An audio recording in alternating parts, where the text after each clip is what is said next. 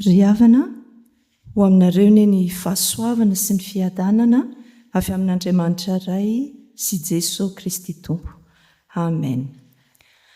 Mamarana sahady ny volana Aogositra isika androany, ary dia mamarana ihany koa ny fibanjinana ny loha hevitra hoe mifampahery ny mpino.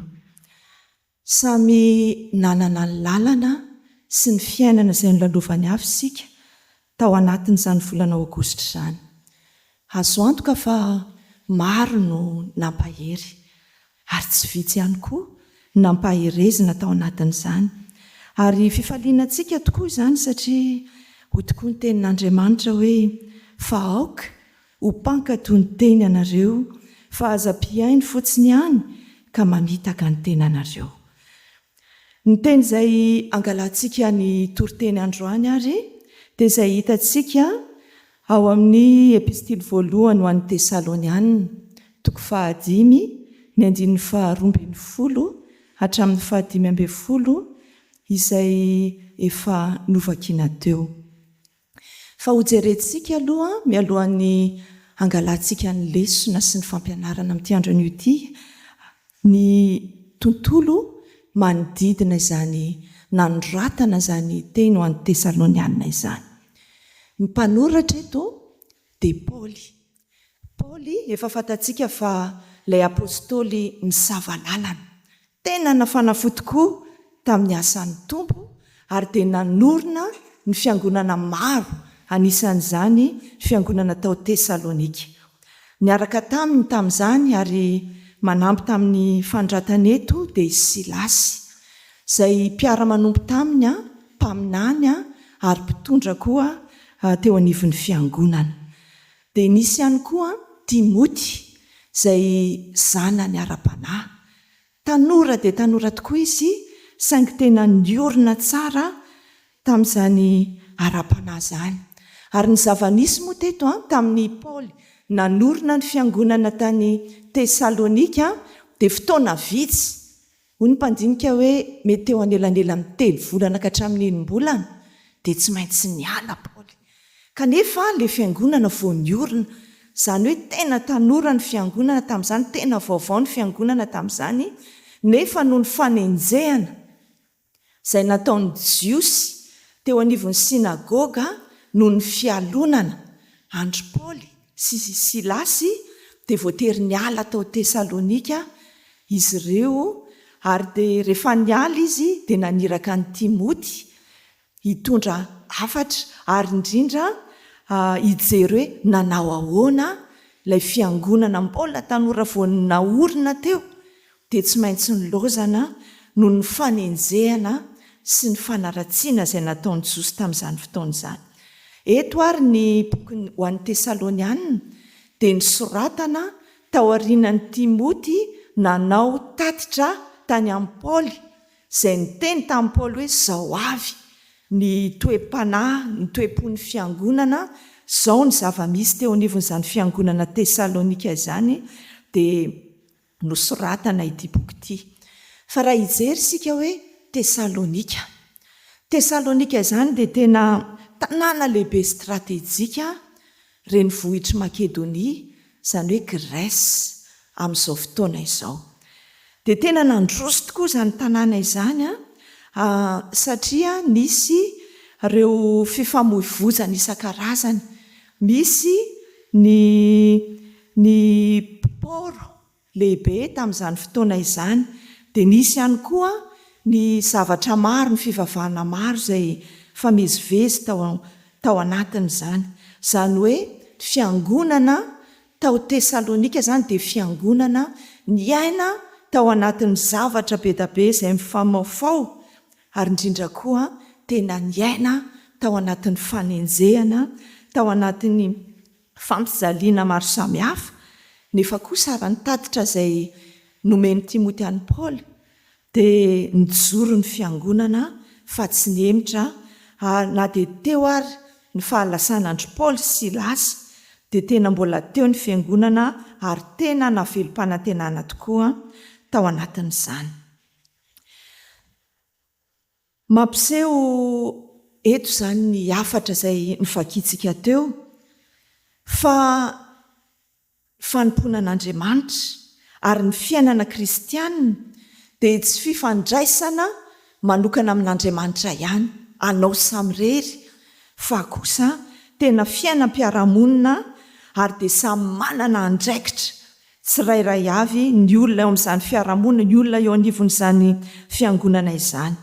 Ary eto amin'ny andininy izay jerentsika eto ny andininy 12 ka hatramin'ny andininy 15 dia manamafy Paoly fa tena zava-dehibe ny fifampahirezana eo amin'ny sampino, eo amin'ny sampiaramanompo eo anivon'ny fiangonana ao amin'ny Kristy. Hevitra telo ary no hotsoahantsika amin'ity andro anio ity ary amaranantsika izany fibanjinana aloha hevitra izany hoe mifampahery ny mpino, les croyants s'encouragent les uns et les autres. Ny hevitra voalohany izay hojerentsika ao anatin'izany dia ny hoe ny fanekena sy ny fanajana ireo mpitarika ary ireo mpitondra ara-pivavahana. Ny faharoa dia ny fikatsahana ny fiadanana sy ny fampihavanana eo anivon'ny fiangonana ary ny fahatelo ny fampahirezana ireo mpino marefo. Hojerentsika avy hatrany ary ao anatin'izany fibanjinana aloha hevitra izany dia ny hoe ny fanekena sy ny fanajana ireo mpitarika sy ny mpitondra ara-pivavahana. Raha miresaka hoe mpino ampahirezina ary mifampahery isika dia mety eritreritra foana hoe le olona hoentina ihany eo anivon'ny fiangonana, fa eto kosa ny tenin'Andriamanitra dia mampianatra antsika ampahery ireo mpitondra ara-pivavahana amin'ny alalan'ny fanekena sy ny fanajana azy ireo. Izany hoe ireo mpitarika ireo tompona andraikitra isan'ambaratongan'ireo dia tena olona mety mandalo akiviana, olona mety ho lavo, olona tena mety manao zavatra tsy mety araka ny eritreretantsika azy koa, dia izany indrindra no ilanantsika mpino mampahery azy ireo ao anatin'izany asa fanompoana izany. Fa maninona moa no hoe tezaina isika, ampianarina isika ny ampahery ireo olona ireo sy anaiky ireo olona ireo? Raha jerentsika ny ao amin'ny Hebreo 13:1 dia hitantsika ny hoe aoka ny olona rehetra samy anaiky ny fahefana lehibe, fa tsy misy fahefana afa-tsy izay avy amin'Andriamanitra, fa izay misy dia voatendrin'Andriamanitra. Ny antony izany mahatonga antsika anaiky ny mpitondra ireo tompon'andraikitra maro isan-karazany, satria dia fahefana avy amin'Andriamanitra no amin'izy ireo ary voatendrin'Andriamanitra izy ireo. Noho izany indrindra no mahatonga ny tenin'Andriamanitra amin'ny andininy 12 amin'ny Tesalonianina 1:5 eto hoe amin'ny anaran'i Jesosy ary mangataka aminareo izahay rahalahy mba ekenareo izay mikely aina eo aminareo sy mitondra anareo ao amin'ny tompo ary mananatra anareo, ary mba ho hajainareo indrindra amin'ny fitiavana izy noho ny asany. Dia izany no tenin'Andriamanitra izay ampianarina antsika androany tokony hanekentsika an'ireo sy tokony hanajantsika an'ireo mpitondra antsika ireo. Iza moa izany mpitondra izany? Mety eo ny mpitandrina, eo ny dekona sy ny tompon'andraikitra, ny biraon'ny mpiangonana, eo ny filoha laika, eo ny filohan'ny sampana isan-karazany izay misy eto anivon'ny fiangonana, eo koa ireo birao mpiandraikitra maro isan-karazany, ao ireo manana andraikitra isan-karazany. Dia ireny rehetra ireny no azontsika lazaina hoe mpitondra, azontsika lazaina hoe mpino izay tokony hampaherezintsika kristianina tokoa. Fa raha jerentsika hoe inona no moa ny dikan'izany hoe mba ekenareo izay mikely ihany, le hoe ekenareo, izany hoe teny hoe ekenareo izany sy ny teny hoe ho hajainareo izany dia amin'ny teny frantsay izy dia hitantsika hoe considération, izany hoe fankasitrahana, fanajana, fanomezan-danja ireo mpitondra ireo. Dia mety misy endrika maro hitantsika ao anatin'izany hoe fankasitrahana, fanajana ary fanomezan-danja azy ireo izany. Ny vitsivitsy izay azo lazaina dia ny hoe mankasitraka ny asa rehetra izay ataon'izy ireo. Misaotra an'Andriamanitra isika fa nomeny azy ireo amin'ny asa fanompoana sy amin'ny asa fananarana sy asa fanompoana isan-karazany. Dia misaotra an'Andriamanitra isika fa dia misaotra azy ireo koa amin'ireo asa marobe, mety andro aman'alina, mety misy ny adi-tsaina, fiazakazahana ataon'izy ireo amin'izany asa izany. Dia ny fiangonana dia tokony hankasitraka azy ireo satria izany no endrika fampahirezana. Anisan'ny fampahirezana azy ireo koa dia ny fenoana am-panajana. Mety ao ny toriteny, ao ny fampianarana maro isan-karazany, ao koa ny fampahirezana azy ireo amin'ny alalan'ny vavaka izay tsy ataontsika tsinitsinina. Fa eo ihany koa ny fanomezana lanja, ny ezaka izay ataon'izy ireo. Satria amin'ny fotoana maro tokoa dia mety hitondra enta-mavesatra izy ireo. Ny olana ny vahoaka an'Andriamanitra rehetra, mety mampiasa saina azy ireo, mety hoentina izy ireo am-bavaka ary mety havesatra ho an'izy ireo. Ka anjarantsika eo anivon'ny fiangonana ny mampahery azy amin'ny alalan'ny fitondrana azy ireo ao anatin'ny vavaka sy ao anatin'ny fampahirezana azy ireo. Mety anisan'ny endrika fampahirezana azy koa dia ny tsy mitsikera fotsiny ihany. Mety ao ny tsikera fa kosa tsikera mampandroso izay manatsara ny asa fitondrana eo anivon'ny fiangonana, fa tsy tsikera fotsiny ihany amin'ny ahatongavan'ny zareo ho tsy ho tia ny fiangonana na ahatonga azy ireo koa ho kivy. Izany hoe tsikera mitondra voka-tsoa, mitondra fandrosoana eo anivon'ny fiangonana. Dia izany ny dikan'ilay teny hoe fankasitrahana, fanajana, fanomezan-danja. Fa eo ihany koa misy teny anankiray koa avy amin'ny teny frantsay hoe affection ao anatin'izany fanekena sy fanajana izany. Izany raha jerena ny fiandohan'izany teny izany dia ao ny fitiavana, ao ny fanohanana, ao ny firaisan-kina amin'izy ireo mpitondra ireo, dia ao ny fitiavana madio sy ny fanohanantsika azy ireo. Izany koa dia endrika tena fampahirezana an'ireo mpitondra isika ireo.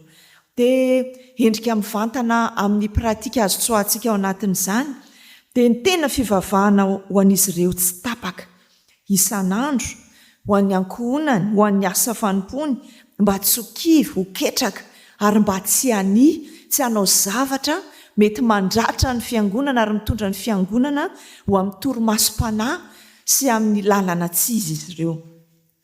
Eo ihany koa dikan'izany hoe teny izany hoe fitiavana, fanohanana izany dia eo ny fanampiana amin'ny zavatra izay azo tsampain-tanana ara-materialy, amin'izay zavatra rehetra azo atao ho fifanampiana azy ireo.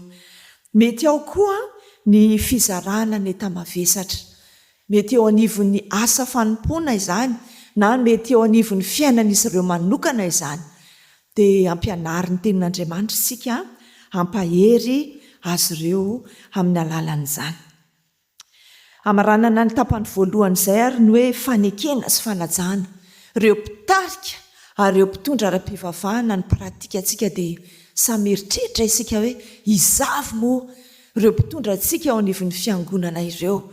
Dia tena hivavaka ho azy ireo isika isan'andro amin'ny asa mafy izay ataony, hankasitraka ary hisaotra azy ireo koa isika amin'ny asa rehetra izay ataony dia hiaro ny lazan'izy ireo koa isika, hiaro azy ireo koa isika ho fiarovana ny fiangonana satria izy ireo dia mpino ary ampianary ny tenin'Andriamanitra isika hifampahery ao anatin'izany.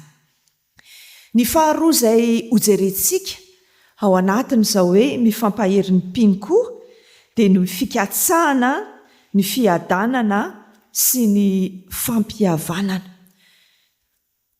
Ny tenin'Andriamanitra eo amin'ny andin'ny 17 tapany 2 dia ny hoe mihavana tsara.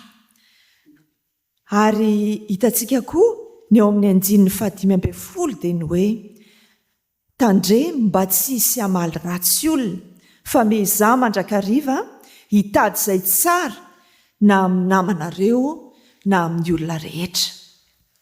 Inona moa ny dikan'izany teny izany hoe fiadanana sy fampihavanana? Amin'ny teny frantsay izy dia ny hoe paix. Amin'ny teny gasy moa izany izy dia io hitantsika hoe mihavana tsara, aoka tsy hisy hamaly ratsy olona. Fa raha jerentsika ny fiandohan'izany teny izany ao amin'ny testamenta taloha avy amin'ny teny hebreo, ny fiandohan'ny teny hoe paix izany izay hitantsika eto dia ny shalom. Enontsika matetika izany shalom izany dikany dia ny hoe ny fiadanana, ny fahafenoana, ny firindrana amin'ny fifandraisana amin'Andriamanitra sy amin'ny hafa koa. Dia rehefa nikisaka ao amin'ny testamenta vaovao sika dia jerentsika indray ny eo amin'ny teny grika dia ny fiandohan'ny teny izay hitantsika eto amin'ny andiny izay jerena eto dia ny hoe erene, izany hoe fampihavanana, filaminana ary ny firindrana. Ary ny teny latina moa izay nangalana ny teny frantsay hoe paix, ny andohany izany dia ny hoe pax, izany hoe fifanarahana, fampihavanana, fandriampahalemana no fiandohany izany. Izany hoe raha fitinina izany ny fiandohan'ity teny izay hitantsika eto tia dia ny fiadanana ao amin'Andriamanitra, ny fiadanana anatintsika tsirairay avy, ary koa ny fiadanana eo anivon'ny fiarahamonina izay tena ny voizina ary ny tena ny tenenin'ny Paoly dia izany hoe fiadanana eo amin'ny fiarahamonina izany. Ary Paoly dia tena mampirisika mihitsy eto mba hahaizan'ny mpino hifankatia, hifampahery ary hiavana. Izany hoe ny fiadanana kristianina izany, ny paix eo anivon'ireo mpino izany dia ny shalom ampianany hoe erene, izany hoe ny fahafenoana sy ny fiadanana eo anatrehan'Andriamanitra, ao amin'Andriamanitra, fa ihany koa ny fampihavanana sy ny fampiraisana eo anivon'ny samy mpino eto. Dia izany no tenin'Andriamanitra ary mahatonga indrindra ny hevitra izay hitantsika hoe tokony ao anatintsika mpino ny fikatsahana, ny fiadanana sy ny fampihavanana. Na moa pratikan'izany eo amin'ny fiainantsika andavanandro mba hisiny izany fampihavanana izany, satria tsy misy mihitsy izany fifampahirezana izany raha ao anatin'ny ady saritaka ny mpino, ny fiangonana, fa tsy maintsy ao anatin'izany hoe fihavanana sy fiadanana izany. Endrika telo, mety misy endrika maro hafa koa, fa endrika telo ao anatin'izany hoe fikatsahana ny fiadanana sy ny fampihavanana izany no jerentsika. Endrika voalohany dia hitantsika tao amin'ny filazantsara araka ny Mateo 7:15 ka hatramin'ny 20 teo. Verentsika ho vakiana amin'ny anaran'i Jesosy hoe raha manota aminao ny rahalanao dia mankanesa ny aminy, ka rehefa mitokana ianareo lahy dia aseho azy ny fahadisoany. Raha mihaino anao izy dia efa ahazonao ny rahalanao. Dia mitohy eo amin'ny 19 sy ny 17 hoe raha tsy azonao izy dia maka vavolombelona, raha mbola tsy azonao izy dia atsoa ny fiangonana ho vavolombelona. Inona moa izany endrika pratika ny fihavanana izany? Raha manota aminao ny rahalanao izany hoe raha misy rahalahintsika, anabavy, mpiara-manompo eo anivon'ny fiangonana ka misy ny fahadisoany dia atsoan'Andriamanitra isika hanao dingana voalohany mba ho fampihavanana, hanontany azy hoe inona ny tsy mety natao ohatra na ampahafantatra azy hoe izao no zavatra tsy mety nataony na taminao na teo anivon'ny fiangonana. Izany hoe ny endrika voalohany fitadiavana fihavanana izany dia ny fanaovana dingana voalohany, premier pas. Mety ho sarotra izany. Ary hitantsika koa ny endrika faharoa mety fitadiavana izany fihavanana izany Matio 5:17 ary amin'izany raha mitondra ny fanatitra eo amin'ny alitara ianao ary eo ianao no mahatsiaro fa ny rahalanao manana alahelo aminao dia avelao eo anoloan'ny alitara ny fanatitrao ka mandehana aloha atao izay hihavananao amin'ny rahalanao ary rehefa miverina dia vao atery ny fanatitrao. Mety misy koa izany endrika hoe diso ianao dia mitovy amin'ilay endrika voalohany teo hoe manao dingana voalohany, izany hoe tsy misy dikany izany ny fanaterantsika fanatitra eo amin'ny alitara. Fitoditodontsika eo anivon'ny fiangonana manatona an'Andriamanitra. Raha misy alahelo, raha misy ady, raha misy fifandirana izay ananantsika amin'ireo mpiara-manombo na ireo rahalahy mpiray tampo ao amin'ny tompo ireo dia ny tenin'Andriamanitra izay ampianarina antsika eto dia ny hoe manaova dingana voalohany ao anatin'izany. Toizantsika ihany endrika mety endrika fahatelo koa ny amin'ny fikatsahana ny fihavanana, fampihavanana sy ny fiadanana eo anivon'ny fiangonana dia ny 5:15 teo amin'ny 5 Tesalonianina voalohany teo ihany manao hoe amin'ny anaran'i Jesosy, tandremy mba tsisy hamaly ratsy olona fa mezaha mandrakariva hitady izay tsara na amin'ny namanareo na amin'ny olona rehetra. Sarotra izany amin'ny olona, izany hoe amela heloka izany, izany hoe anao dingana voalohany izany. Nefa kosa ny tenin'Andriamanitra dia tena mampianatra antsika mba tsy hamaly ratsy ny ratsy. Fa ny tenin'Andriamanitra dia mampianatra antsika hoe aza mamaly ratsy na amin'iza na amin'iza fa omeo lalana ny fahatezerana. Fa voasoratra hoe ho Jehova any famalena ary izao no amaly ho Jehova. Mazava ny tenin'Andriamanitra. Fa raha eo anivon'ny fiangonana dia tsy tokony hitady izany hoe valifaty izany isika, tsy tokony hitady izany hoe amaly ratsy izany isika, fa tokony hitady izay hihavanana mandrakariva. Tena mety sarotra amin'ny maha-olombelona izany ianao no manana marina. Ilay olona tena nanao ratsy anao, nanaratsy anao, namingana anao tamin'ny lafiny rehetra, nanao izay tena hoe nahatezitra, nampalahelo mafy anao. Fa androany ny tenin'Andriamanitra dia mampianatra antsika tadiavo izany fampihavanana, izany fiadanana, izany fihavanana eo amin'ny samy mpino izany, satria izany no endrika fampahirezana eo anivon'ny fiangonana. Izany ny ezaka fifampahirezana, mitondra fifamelana, fahasoavana ary fiadanana eo amin'ny samy fiangonana. Ny fizarana fahatelo izay ho jerentsika koa ao anatin'izany hoe mifampahery ny mpino dia fampahirezana ireo mpino marefo. Hitantsika eo amin'ny 4:14 ary mananatra anareo izahay rahalahy, anaro izay tsy mitoetra tsara, omeo tokony malemy saina, ampahirezo ny reraka, mandefera amin'ny olona rehetra. Ireo olona rehetrarehetra izay nitenenina teo dia anisan'ny olona marefo, izany hoe misy zavatra tsy milamina ao anatiny ary mety ho moranavy izy ireo. Fa raha jerentsika tsirairay ny dikan'izany teny izany dia reto avy: anaro. Inona moa ny dikan'izany hoe mananatra? Izany mananatra izany dia tena hoe manitsy, mamerina amin'ny laoniny. Amin'ny teny frantsay izy dia hoe avertir ny mananatra. Ary iza no lazaina hoe tsy mitoetra tsara? Izany tsy mitoetra tsara izany dia ireo tsy manaraka ny lalàna, indiscipliné, ireo tsy miraharaha, ireo mpanohatra ary ireo olona mihemitra. Izany hoe ny olona izay hitantsika ray amin'ireo izany manao zavatra tsy mety, miala amin'ny asa fanompoana, miala amin'ny finoana, mihemitra tsy hitantsony mihitsy ary, dia miteny amintsika ny tenin'Andriamanitra hoe anaro izy, avereno amin'ny laonina izy. Faharoa, omeo tokony malemy saina. ina moa ny dikan'izany hoe omeo toko izany ny dikany dia hoe ampahirezo izy, ampionona izy. Fa ny malemisaina dia izany olo kely fanahy, mety amin'ny fiteny hoe mivantambatana angamba dia tena hoe kely saina, mora kivo, misy zavatra kely dia kivo ketraka, mikorompaka. Ireo tsy manana fahatokiana, ireo mora kivy, ireo mora reraka.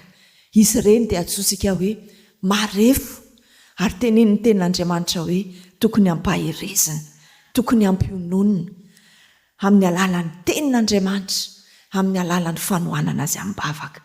Fa mbola mitohy koa eo ny tenin'Andriamanitra hoe ampahirezo ny malemy. Dikan'izany mampahery izany dia manohana, tena miaraka aminy, tena mitondra azy, na eo anatrehan'ny tompo, na ara-materialy, na amin'ny lafiny rehetra, dia mampahery sy manohana azy. Fa ny malemy izay tenenina eto koa dia nireo tsy manana hery intsony.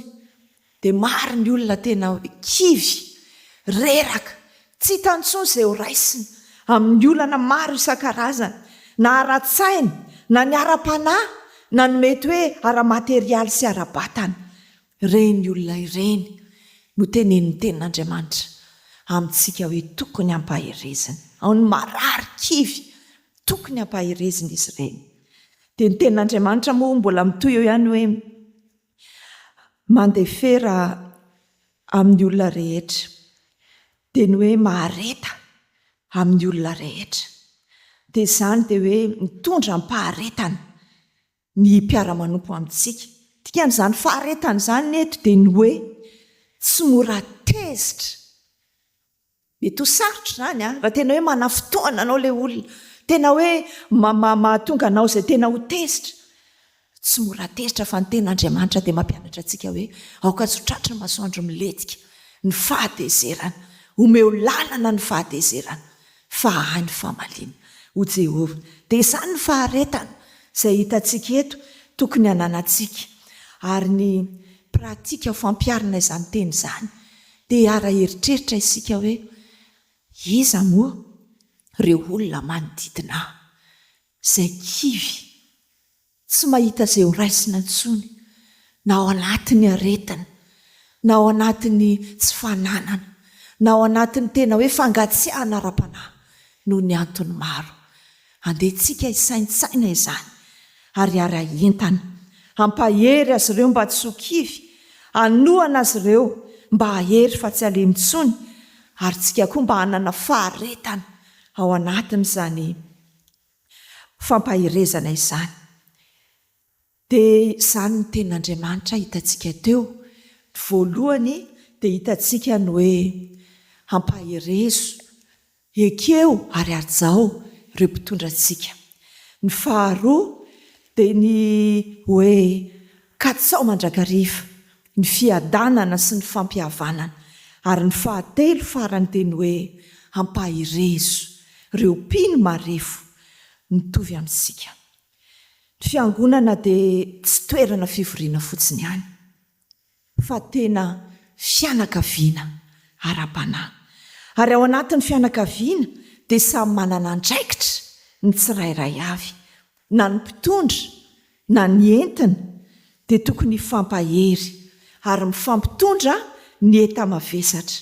Fa ny tena herin'ny fiangonana sy ny fijoroana vavolombelona marina, tahak'izay hita teto amin'ny fiangonana tany Tesalonika, dia hita tao amin'ny fahaizany mifampahery. Teo ry Paoly, ry Silasy, ry Timoty nampahery azy ireo, fa nanarina koa ny fiangonana mba hampahery ireo mpitondra ry Timoty, ry Paoly, ry Silasy ihany koa. Izany hoe fifampahirezana. Ny afatra izay ho tazomintsika ary hamaranantsika izao toriteny izao dia ny hoe ny kristianina mitokana ho azy samy rery dia tena mora reraka.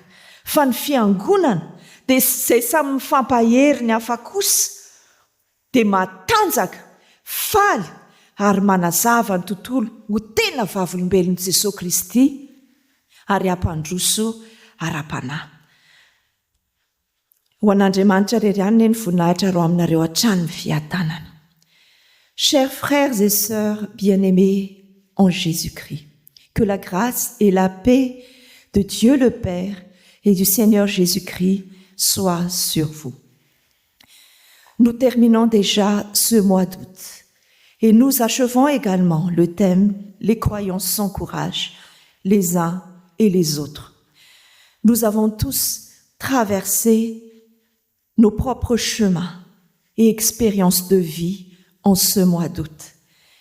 Il est certain que beaucoup ont encouragé et que d'autres ont été encouragés également. C'est pour nous une joie de mettre en pratique la parole de Dieu, suivant ce qui est écrit dans Jacques, chapitre 1, verset 22.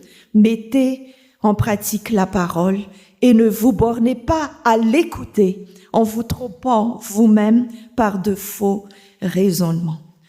Le texte que nous allons prendre pour la prédication d'aujourd'hui se trouve dans la première épître aux Thessaloniciens, chapitre 5, versets 12 à 15.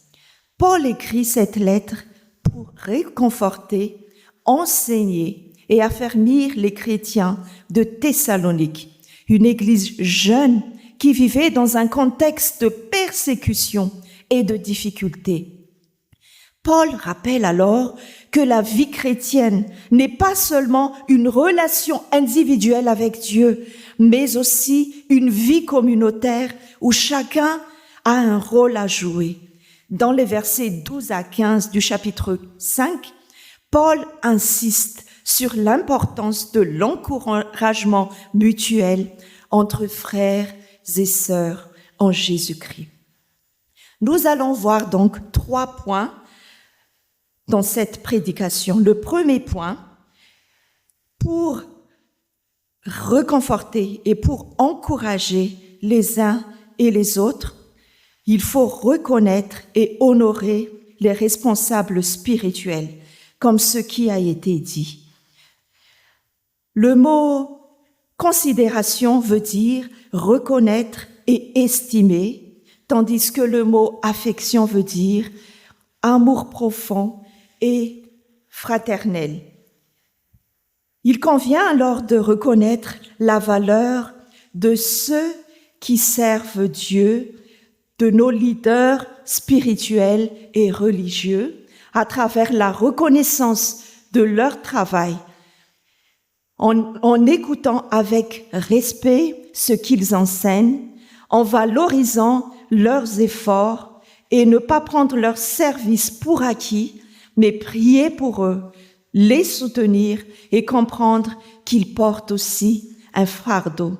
Ne pas les critiquer injustement, mais faire à la place des critiques positives pour le bien de l'Église. L'affection, les aider concrètement, protéger leur réputation, prier pour eux régulièrement, montrer de la chaleur fraternelle et porter aussi leur fardeau. Paul exhorte alors ici les croyants à respecter et estimer ceux qui les dirigent dans le Seigneur, c'est-à-dire les responsables spirituels. L'encouragement commence par la reconnaissance, comme on l'a dit, et montrer l'affection. Une église qui s'encourage mutuellement est une église bénie en Jésus-Christ. Deuxièmement, nous avons vu ici qu'il faudrait chercher la paix, c'est-à-dire vivre dans la paix et dans l'unité fraternelle. Paul ajoute dans le verset 13, « Soyez en paix entre vous ». Donc, l'encouragement mutuel ne peut pas exister que dans un climat de paix, car quand il y a des divisions, des querelles ou des rancunes, l'encouragement devient tout simplement impossible. Être chrétien, c'est donc travailler à la réconciliation et à la paix dans la communauté. Le mot paix veut dire shalom et irénée. Cela veut dire que nous devrions chercher l'intégrité, l'harmonie, la réconciliation et le calme, la paix, la réconciliation au sein de l'Église. Il peut s'agir alors de paix intérieure malgré les épreuves, mais également de paix avec Dieu grâce à Jésus-Christ, mais aussi, et dans le contexte de l'épître aux Thessaloniens ici, de la paix fraternelle dans la communauté. La paix chrétienne, donc, c'est à la fois un don de Dieu, une expérience intérieure et un appel à vivre en harmonie avec les autres. Le troisième et dernier point que nous pouvons voir ici dans le cadre de cet encouragement mutuel, c'est l'encouragement et le soutien aux plus fragiles de l'Église. Ici, Paul énumère des attitudes concrètes. Avertissez ceux qui vivent dans le désordre. L'encouragement n'est pas seulement dire des paroles agréables, mais aussi corriger avec amour ceux qui sont égarés. Ensuite, l'encouragement est aussi destiné à ceux qui sont abattus. Consoler ceux qui sont abattus. Beaucoup traversent des épreuves. Une parole, une prière, une présence peuvent relever un frère découragé. Ensuite, soutenez les faibles. Il peut s'agir de faiblesses spirituelles, morales ou matérielles ou physiques. Le chrétien ne doit jamais abandonner les plus fragiles, mais au contraire, doivent les soutenir. Soyez patients envers tous. L'encouragement demande du temps, de la tolérance et de la persévérance. En conclusion, donc, l'Église n'est pas seulement un lieu de culte, mais une famille spirituelle. Dans cette famille, chacun peut être différent, mais chacun a la responsabilité d'encourager l'autre, que ce soit les responsables ou les membres de l'Église. Les faibles ou les découragés, les frères et sœurs en difficulté. Le témoignage de l'Église au monde dépend de cette capacité à vivre l'amour, la paix et l'encouragement mutuel. Un chrétien isolé s'affaiblit, mais une Église où chacun encourage l'autre devient une communauté forte, joyeuse et rayonnante pour Christ. À Dieu seul soit la gloire et que la paix soit sur vous. Amen.